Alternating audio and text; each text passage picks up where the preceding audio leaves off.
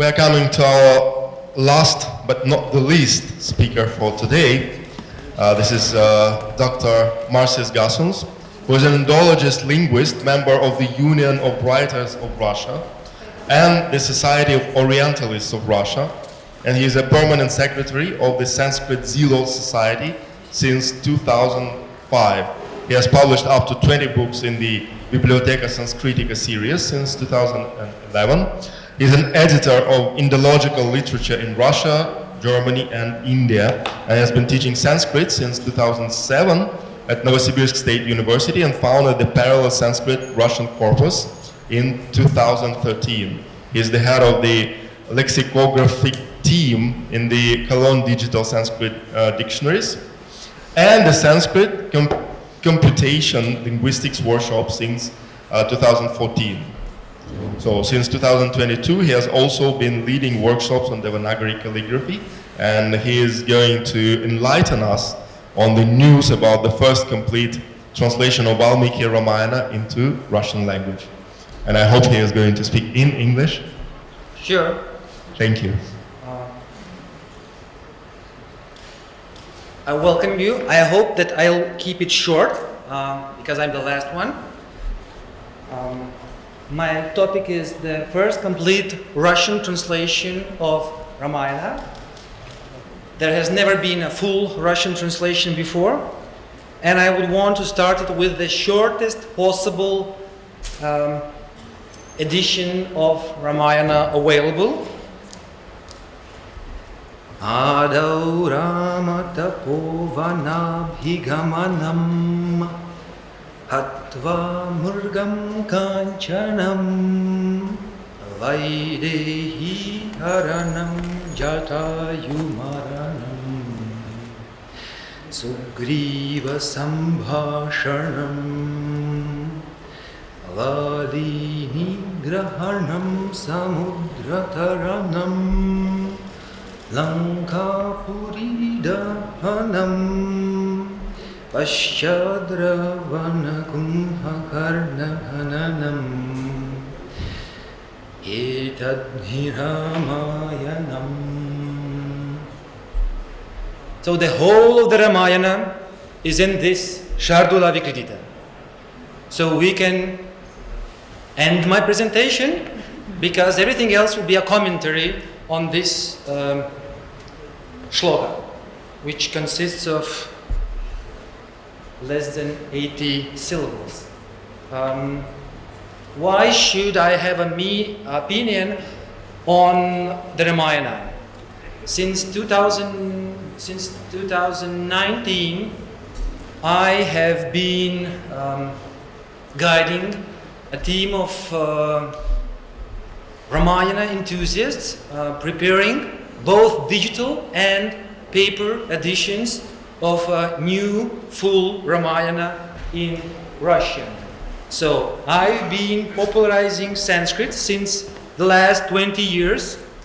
So it will be 20 years since on the 15th of July, the Sanskrit Zealots Society will be 20 years.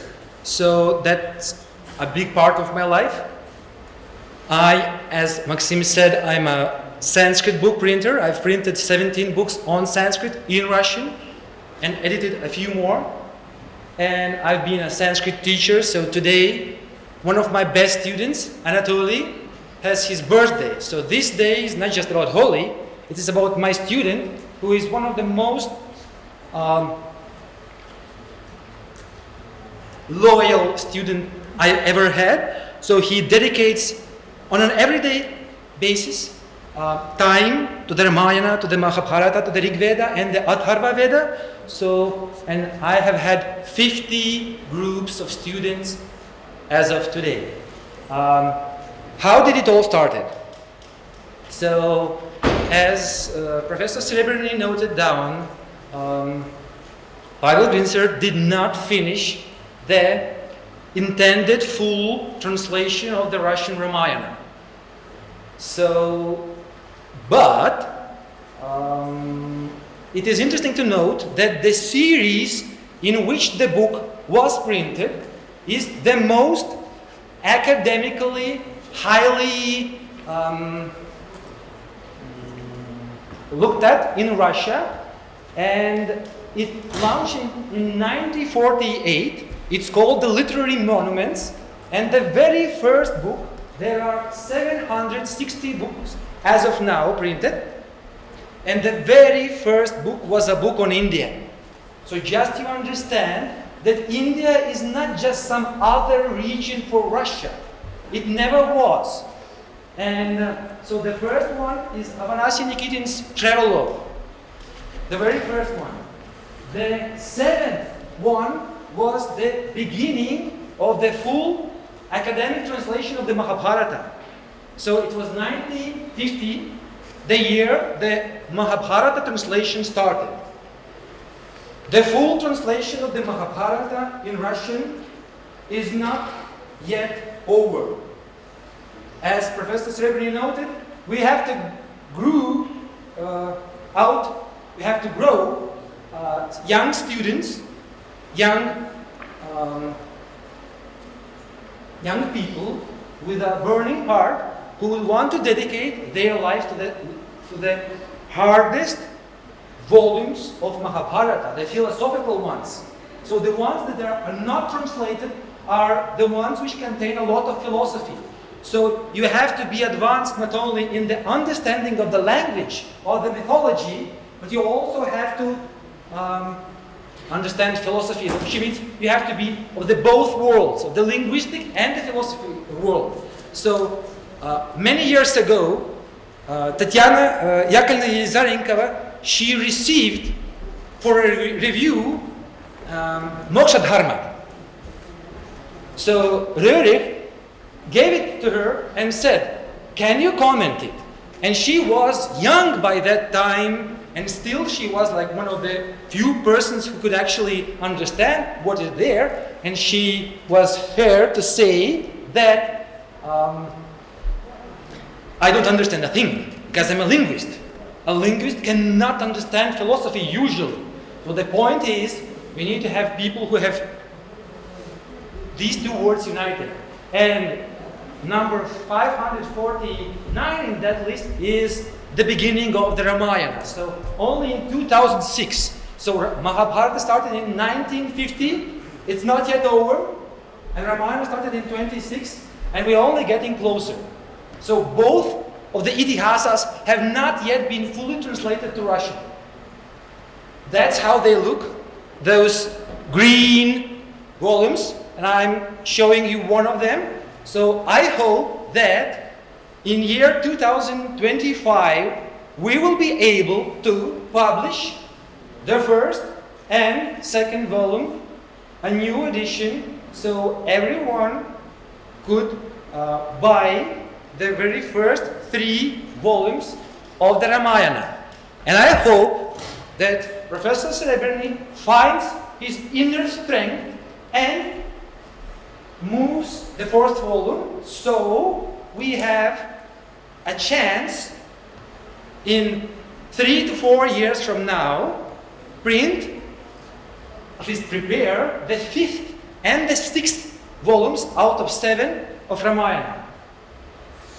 So to understand what has actually been done in the last 500 years, we had to gather books from India. So when my students go to India, they just don't go as they do. So they work as camels.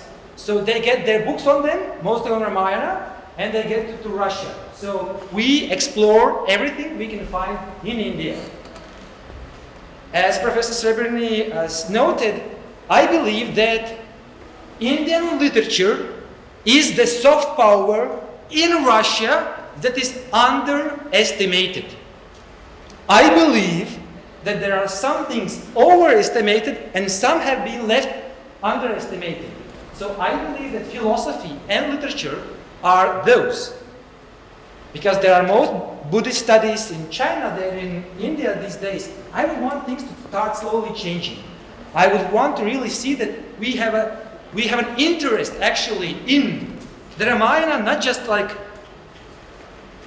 reading some short version of it, but to read the whole full version of Valmiki's Ramayana.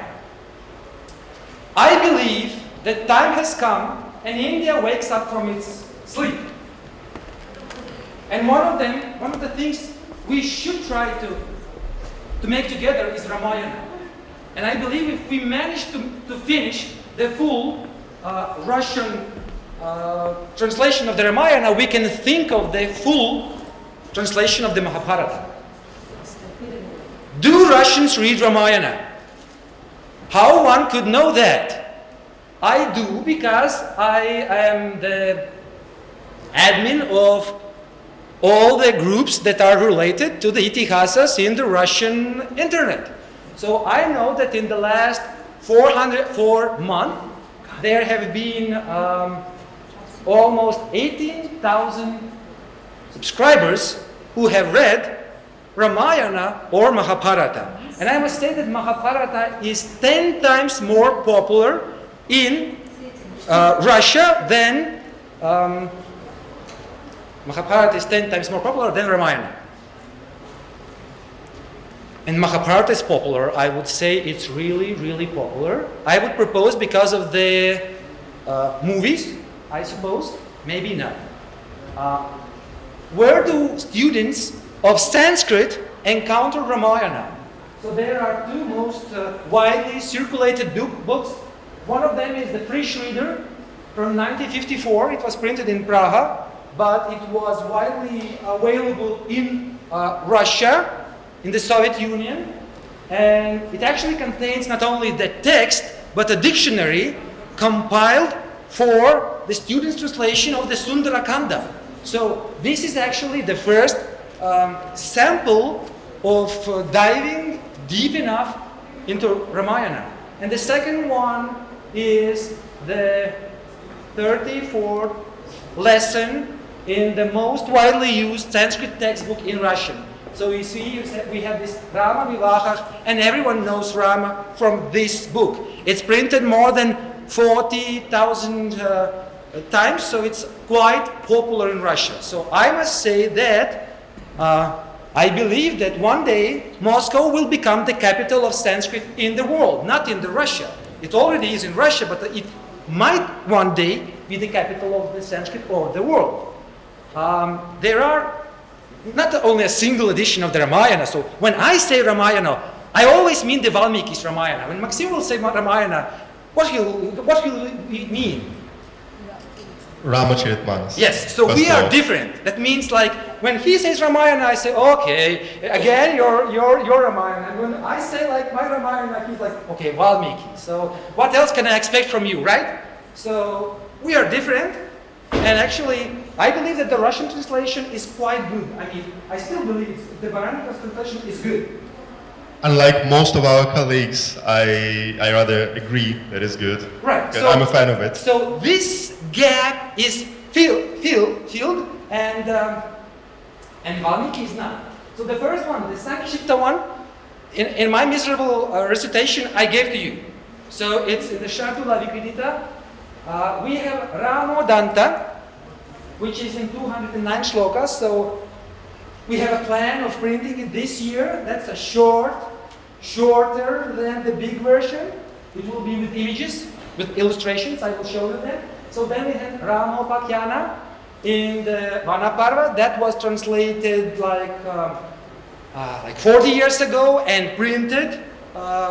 It's available long ago. And then there is Valmiki's Ramayana, which is 24,000 shlokas. To understand, is it big or small, you have to see it in comparison. So I will show you how it compares to the other books we treat as epics. So this is the cover of the planned book. The cover is already there for 5 years, but the book is yet to come. We are doing crowdsourcing. So as we are poor Russian students, so we gather money. Sometimes we do, sometimes we not. Anyway, we are poor. That should not always remain that way, but as it is. This is the page layout. So we have the Devanagari, the transliteration, and the splitting of the words you can see, and the bottom the Russian translation. So that has a lot of samasa Samasa classification. In this book, it's for the first time in Russia with such a level of scrutiny in respect of the Samasa classification. Because actually, this Ramodanta was 500 years ago introduced as a reader on Sanskrit Samasas. These are the illustrations. We have redrawn them. These are the original scans. We have remade them. Do Russians read the Mahabharata? You might ask. And I say yes. Not only the digital ones, we are planning a printed edition, but not of the academical official St. Petersburg translation, but the one done far away in the countryside, the version of Smirnov. So we have a plan. In 10 years, if we get the support we actually badly love, we print the 7 volumes of Smirnov. So this is the first book that should be out in 1 month from now. As you see, we had some additional investigations done there. They are illustrated. And this is a poetic translation. It's not a prose translation as the academic one. It's a poetic translation of the Nalopakyana. When I say that it takes tens of years to translate the Ramayana, do you think that we are lazy? Do you really think that I'm lazy? The point is that the size of the Ramayana, you can hardly even imagine if you don't compare it to something else. So it's like an encyclopedia in itself. It's not like a book kind of thing. So I have counted the number of lines in the Homer epos and the Indian one. And I have calculated that actually the Indian one is 7 times bigger. Mahabharata and Ramayana united is 7 times bigger than Iliad and Odyssey combined. So you can see, and this is a real image, like if we would put it, it's not just like drawing. It has some scientific background in this picture. So you can see that why it takes sometimes, like the American translation, the English translation, it took 40 years. 40 years to prepare the full English translation. And we believe that if the support we lack is granted, we can do it in 15. We can do it even bigger, not bigger, quicker than the Americans did. So what do we do?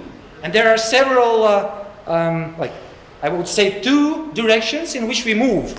So before we were thinking about the printed book, we were moving in the digital world. So we have prepared a verified textual edition on the internet. It's there. It started in 2013. And you can see that we have the Balakanda, and Ayotika Kanda, Narayaka Kanda. They are already there, but that's only a part. That's not all of it. So you can see that we are here free to change the layout as we would want it to. So we don't have to have the commentary at the end of the book as we have in the printed book, right? So we can grasp it easily, right away. We don't have to scroll nowhere. So we have the Sanskrit text, and we probably will make it Devanagari as well for those who don't read transliteration, and the Russian translation of Grinzer, and the commentary. So we have made a new layout which will never be possible in a printed book. So there are some features. The digital is not always bad. To make the Russian translation of the Ramayana in 15 years, we had to invent a Sanskrit search engine. For the very first time in human history, we had to invent a Sanskrit search engine to speed up the translation. Because we have agreed with Maxim that we don't die before we end the translation, the publication. So we have agreed that we have to live, and we cannot live as the American has like 40 years. We might have not 40 any years, so we have to be quicker. So we don't have 40 years. So we have to think smarter. That's why we invented a Sanskrit search engine.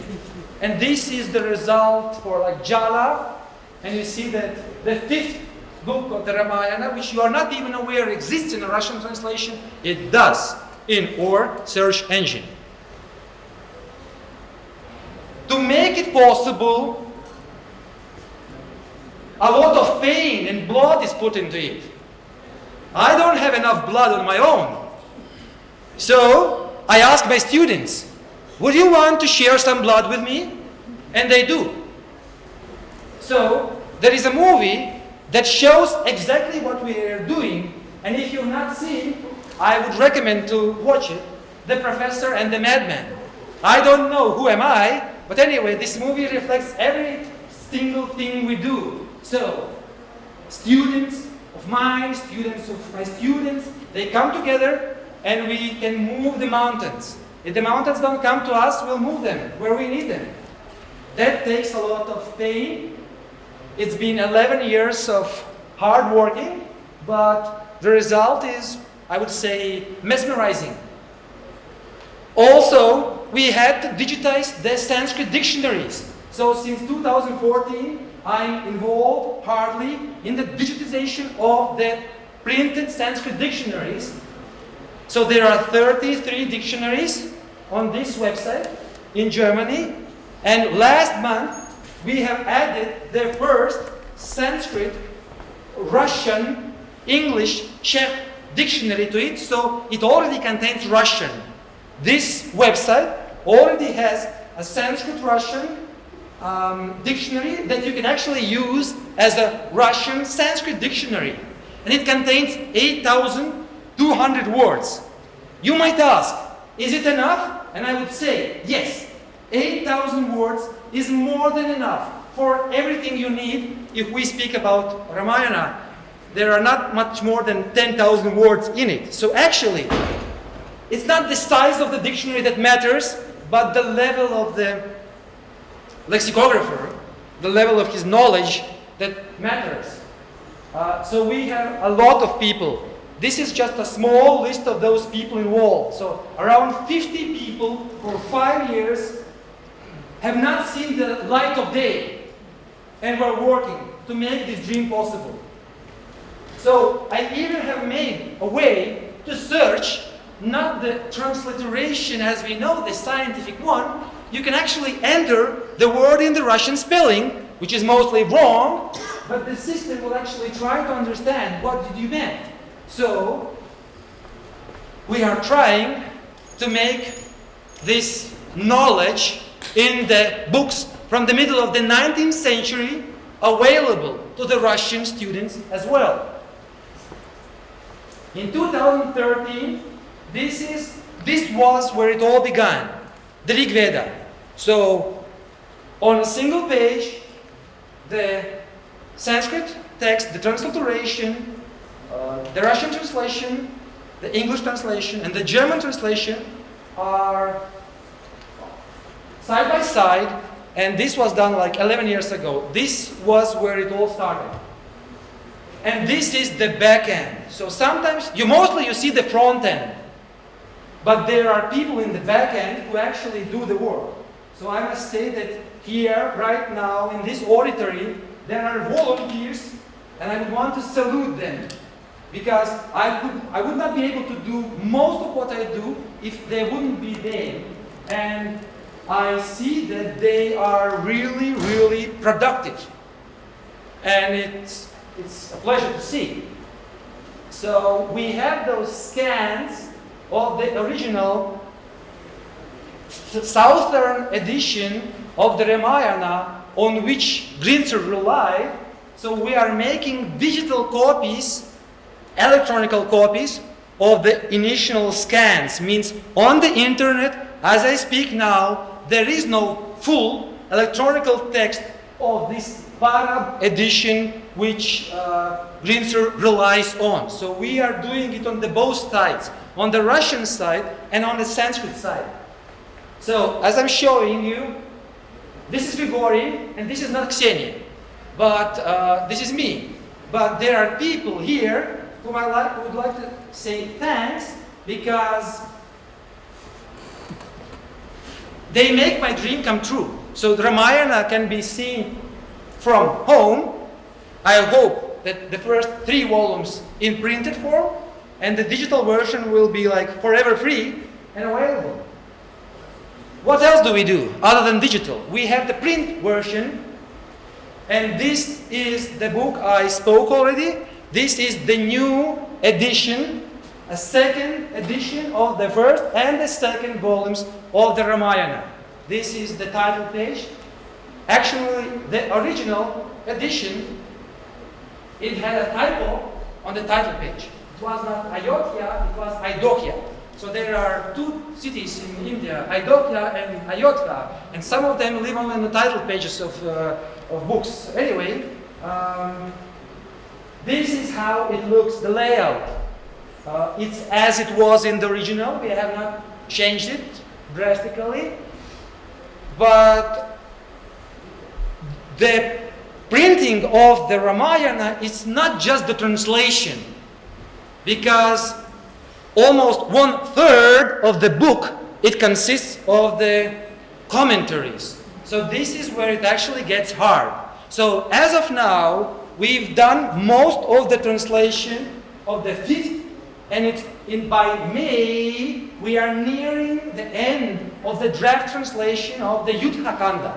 But we have not yet even started the clean translation, the final output, and we have not done much as regards of the commentaries, and we need to be able to hire people to speed it up. Otherwise, it will take 40 years, we will die young, and it will be never finished. So, we need to increase the number of people involved on a regular basis. We are finding different mistakes in the printed books, 120 mistakes in the first edition. We are making the indexes, so you can see that the words are colored in different colors. It's different indexes. You can see we have different indexes. These 4 slides, it took 2 years of work. I clicked just in 2 seconds. 2 years of work, 10 people, 300,000 rubles. Just these 4 slides. Who we are? So, Professor Celebrani, Maxim, you already seen. I hope that the editor will be Ekaterina Kostina. I hope that we'll today hear Oksana's recitation of a chapter from the Sundarakanda. And there is a Ramayana class every week for the last 4 years. We had already almost 200 classes on the syntax of the Ramayana. So we are diving into grammar. And this is the way we dive. This is not ever done before in the world, to visualize the samasa analysis in such a way. Where we are? We are here. The first 3 books, and the 6th, the draft translation of the 6th one is nearing the end. So you see the pile of papers, it's pretty big. That means it will take a lot of time, and who knows how we end. So on a weekly basis, I receive a report. Where we are, on what shloka we are. So this is I'm waiting for them, those messages. So the work has not stopped. I give you my thanks. Thank you very much for this outstanding contribution to the translations of Ramayana. And we have maybe a couple of minutes to discuss this speech, this paper. Who wants to ask a question? Any questions? About anything? Did you understand anything? I mean, if no questions, I mean, was it so bad? There's one question. Can you? Of course. Я хотела спросить, из Индии тоже специалистов не привлекали к своей работе? Еще раз? Из Индии специалистов не привлекали? Саш, я вижу все свои российские ученые. Из Индии нет, да, в вашей группе? Мы пытались привлечь участников из Индии, нам пока не удалось. Да, у нас все имена и фамилии русские. Нет, это не страшно, просто я... Нет, на самом деле я... Особенно у самого Марциса. Ну, допустим, да, Marcis Gasuns, самое русское имя, какое можно найти в этой аудитории. Согласен, убедительно. На самом деле, я бы хотел взаимодействовать с индийской стороной, но индийская сторона часто бывает весьма вялая. Мне бы хотелось более решительных шагов, то есть у нас осталось мало времени с Максимом на двоих, поэтому нам нужно действовать. Очень большая работа. Мы не можем ждать, пока раскачаются. То есть, если человек готов, да, я хочу работать с Индией, я хочу, то есть есть вещи, которые мы упустим и никогда даже не прокомментируем. Я надеюсь, что когда-нибудь Максим взглянет на перевод и, возможно, дополнит какими-то примечаниями, потому что я уверен, что как специалист в современных разных рамаянах он видит и знает то, чего мы в принципе не замечаем. То есть для тебя Рамачаритманас это современная рамаяна? С точки зрения вечности, да.